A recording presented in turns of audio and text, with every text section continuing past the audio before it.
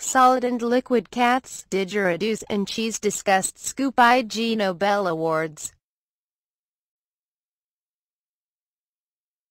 Scientists from around the globe gathered for annual ceremony celebrating research that first makes you laugh, then makes you think. In ancient times, cats were worshipped as gods. Now a scientific paper arguing that the feline species may indeed transcend some of the usual physical boundaries has been recognized with one of science's most sought-after accolades, an Ig Nobel Prize.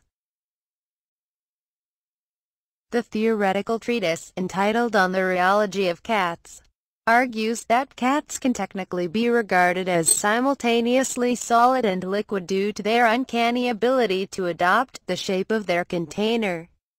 The annual award ceremony for research that first makes you laugh, then makes you think took place at Harvard University on Thursday evening, with 3 bona fide Nobel laureates, including the British-born economist Oliver Hart, on hand to distribute prizes. The 10 awards included the Peace Prize, given to a Swiss team for their discovery that taking up the didgeridoo reduces snoring, and the Economics Prize, which went to an investigation into how contact with a live crocodile affects a person's willingness to gamble. James Heathcote, a GP from Kent, received the Anatomy Prize for solving the long-standing mystery of why old men have such big ears. They don't keep growing, gravity stretches them.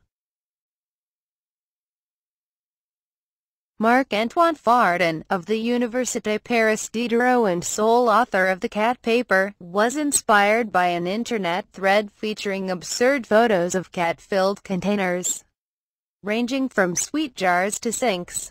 This actually raised some interesting questions about what it means to be a fluid, and so I thought it could be used to highlight actually serious topics at the center of the field of rheology.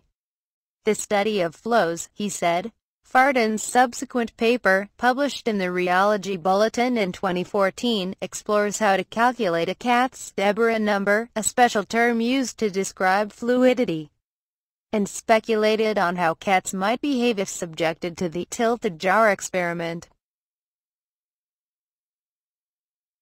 If you take a time-lapse of a glacier on several years, you will unmistakably see it flow down the mountain, he said.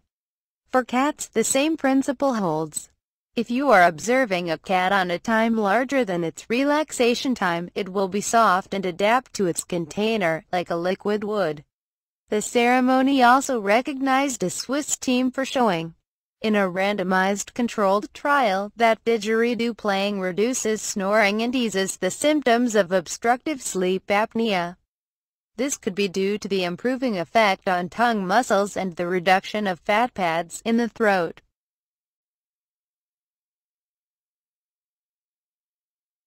The patient's spouse, for instance, might question whether the treatment would simply replace one noise nuisance with another that could prove equally burdensome.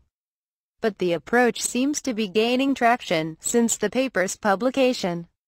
One of its authors has switched career to work full-time as a therapeutic didgeridoo instructor and has already taught around 2,500 patients.